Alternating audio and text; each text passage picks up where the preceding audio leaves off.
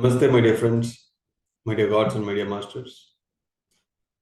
Thanks to Patriji, PSSM and Pyramid World Foundation. And thanks to all of you and all the masters all around the world. Today in 21 ITP Batch 11, we are going to look into the syllabus of a foundational discourse given by Buddha 2500 years ago. Let us learn about the four Tetrads today.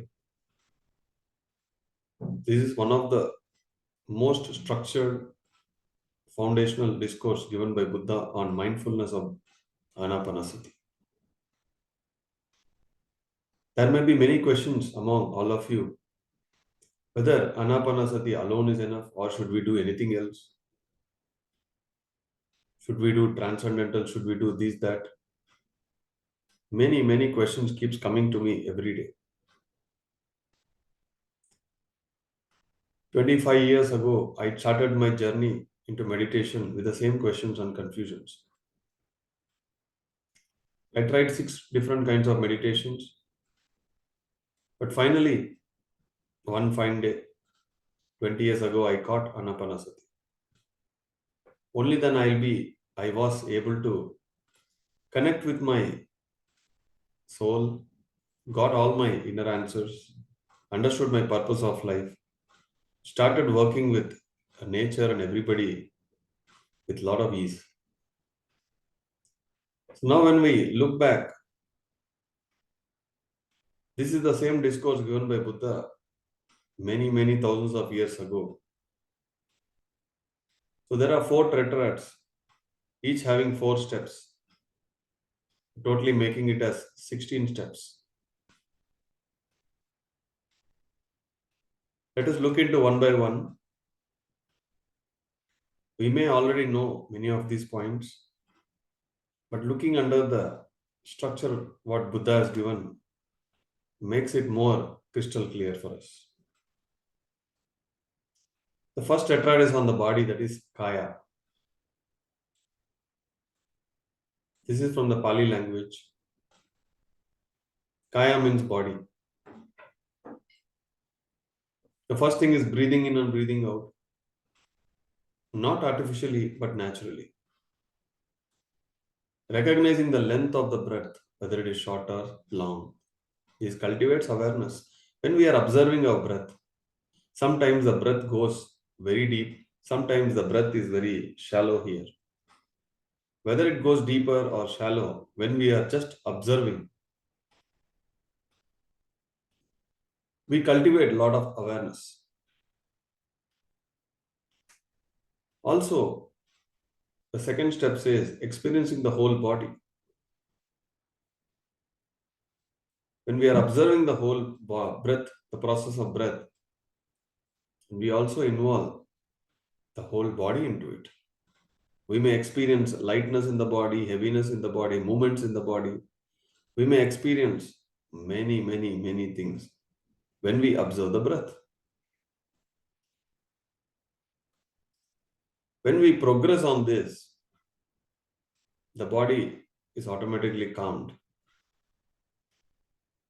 It becomes more tranquil.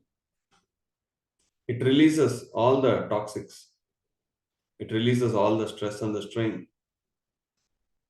It releases all what we have, unnecessary things from the body goes away. Thereby, the whole body becomes calm. And finally, the body contemplation. When we keep observing the body sensations, we contemplate the wholeness. Observing the breath, anapanasati meditation, the breath meditation, will increase your awareness, will relax you, it will calm you, it will make you understand and contemplate everything. So this is the first tetrad Buddha has given on the body, that is Kaya. The second tetrad is on the feelings. That is on the etheric body, the second body. This is where our 72,000 Nadi Mandalas sit. This is also called as energy body. That is Vedana.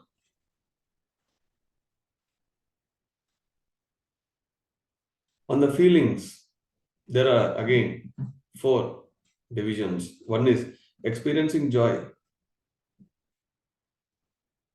As the mind becomes more settled, the feeling of joy might increase, might arise. The mind either is in confused state or in joyful state. If the thought's density comes down drastically, the joyfulness state will increase. Children are more joyful. People who have very simple life, they are in very joyful state. People who have very minimalistic thoughts, settled thoughts, they are in joyful state. Otherwise, the joy is taken away by these thoughts, by the mind. So it is our responsibility to bring the joy back in our life.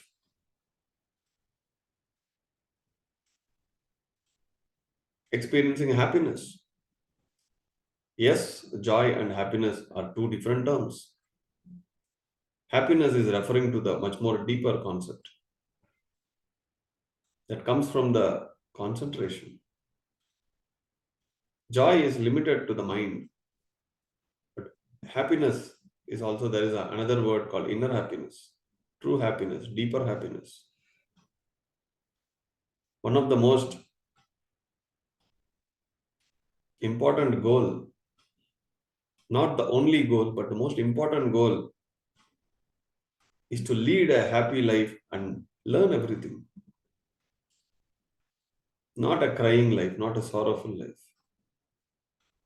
And this can be attained from more concentration, that is more observation of the breath. More sustained kind of happiness. It is not temporary happiness. Today I am happy, tomorrow gone. This week I am happy, next week gone. No, sustained happiness. If I take myself, my mind is always in a joyful state. My life is always happy. Because the outer circumstances can never influence my inner. No matter what, birth or death, fame, name, anything which will not affect my happiness and joy. So the first thing we saw in the tetrad of feelings, Vedana, is the experiencing of the joy. Second is the experiencing happiness. Third is experiencing the mental activity related to the breath. Because when we observe the breath, we come to know about our mind better than anybody.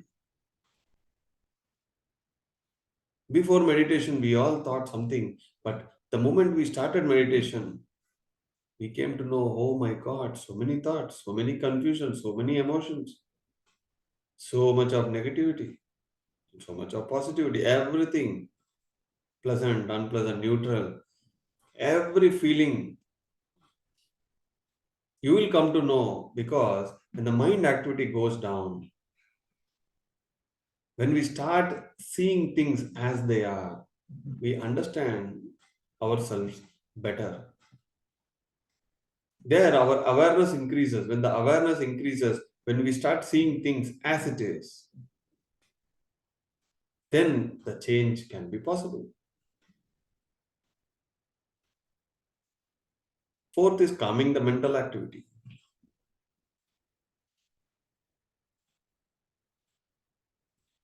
Yes, we have mind. It doesn't mean to always run it like a motor. We have to calm the mental activity. We have to do meditation so that the mind also takes rest in a day. In the sleep, the motor is still running. When you're working, the motor is running. Even when you're driving, you're with the thoughts. When you're talking, when you're with the thoughts.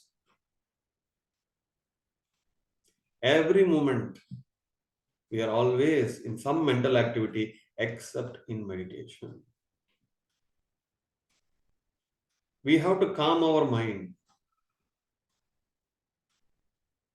There, your joy increases, your happiness increases. You will understand more about you, and also the mind activity calms. So, this is the tetrad on feelings. What a beautiful discourse Buddha has given many thousands of years ago.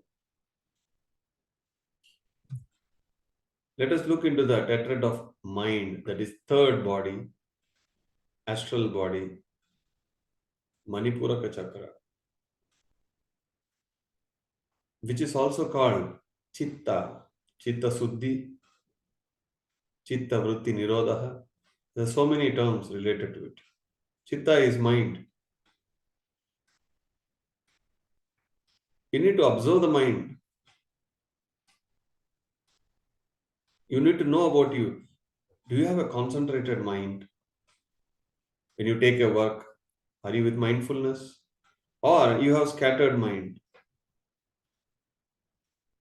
Here, 5 minutes, there, 5 minutes, here, a few seconds, there, few seconds. Or is it an agitated mind or a calm mind? You need to observe.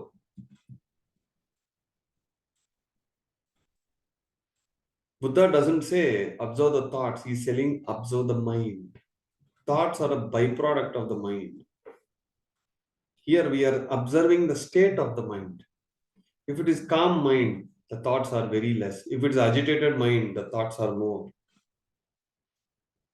The mind is agitated, better start giving rest to it by going into meditation. And if you are focused on too much of concentration, then focus on the works. You must keep checking the state of the mind. You cannot just live like that. That is the first point Buddha is telling. Observe your mind. In which state of the mind you are. And it will keep changing. And you must be aware. If the mind is scattered, then taking decisions will be disaster. And you should help your mind to be always happy. If the mind is agitated, unhappy, you need to cultivate more happy states. What gives you joy? For some people, food is passion. For some people, music is passion. For some people, talking to someone is passion. If your mind is agitated, scattered, do something which will calm your mind and make your mind happy. Because the thoughts which will get released in the agitated or unhappy mind is disastrous and negative thoughts. And you must consciously bring it out, remove it. Third is the concentration.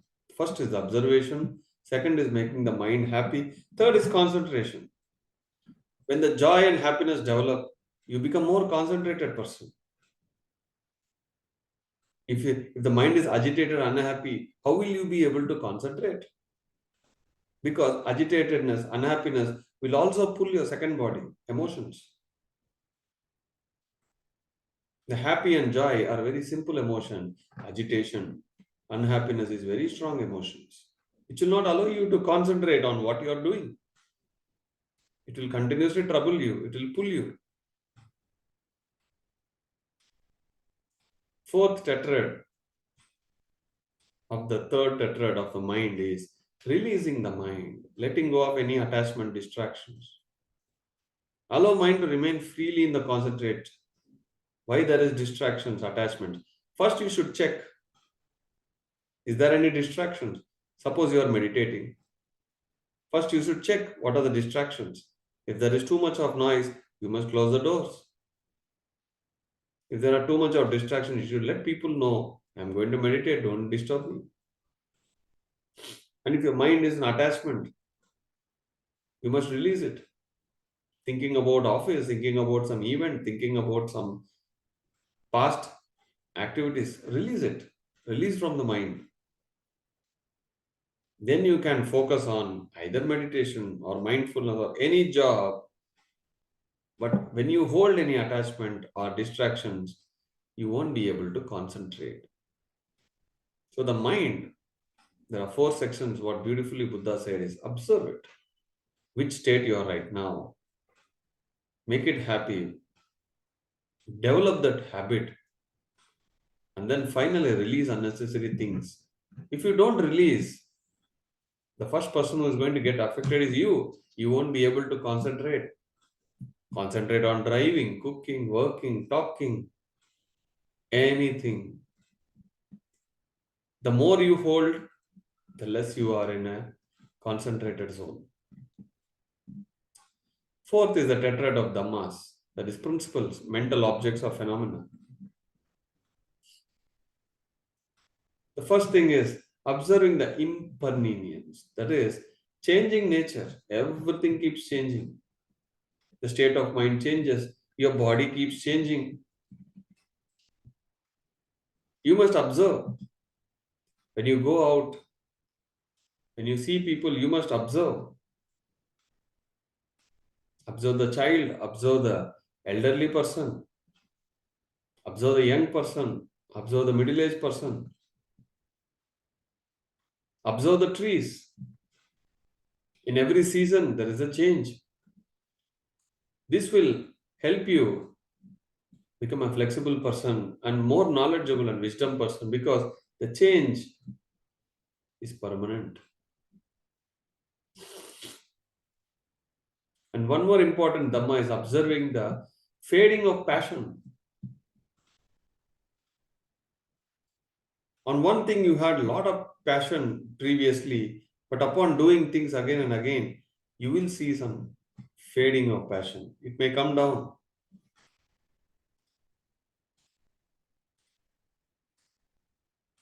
Attachment and passion for natural things will decrease.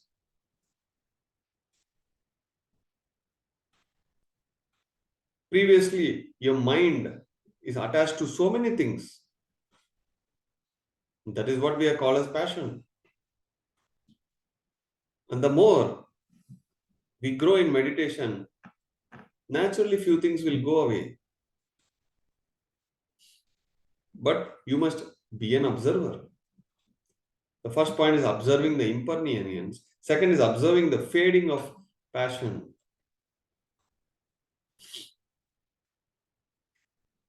The third is observing the cessations.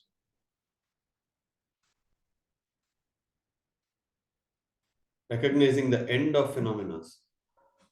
Everything has a beginning, everything has an ending, everything has a transition. The consciousness of the soul wants to learn and wants to observe.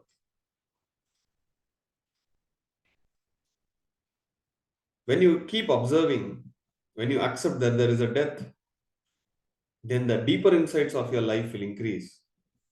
The connections between the nature of existence you will start understanding more better. Everything changes, everything fades away, everything ends.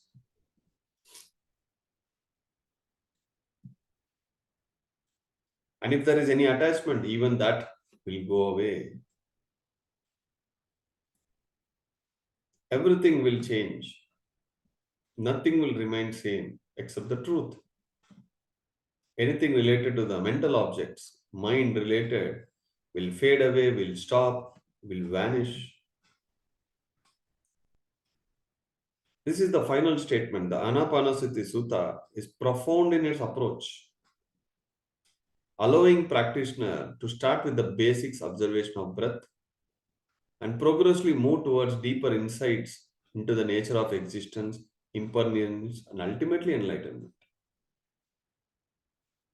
After Anapanasati, we think, okay, we will do this exercise, we will do that exercise, observing and holding, releasing, doing this, that. That will not lead to enlightenment. If you only be with your breath, follow it, slowly you will progress. You will start seeing things deeper. You will start connecting to the things. The insights will become more. Many unnecessary things will vanish. Finally, it will lead to enlightenment. Practicing many methods of meditation won't help you. Practicing anapanasati then started going deep inside you. Remove all the unnecessary karmic baggages, issues. That will lead to enlightenment, my dear friends. People who are unable to accept the truth, people who are not able to see the changes quickly, they jump into some other sessions, some other meditations, some other practices. And there, absolutely, they will not get satisfaction. Again, they will come back here. I've been looking into this pattern for more than 20 years. Just like a monkey jumping from a tree to tree, without knowing the value of the tree that they already have. Oh, that red fruit. Oh, this green fruit. That banana. This banana. Finally, everything in the hand is lost. The life is over. Again, they start from the beginning. So, this is a beautiful syllabus given by Buddha 2500 years ago. The same thing Patriji has insisted. The same thing true pyramid masters are taking without mixing unnecessary nonsense. Thank you, my dear friends.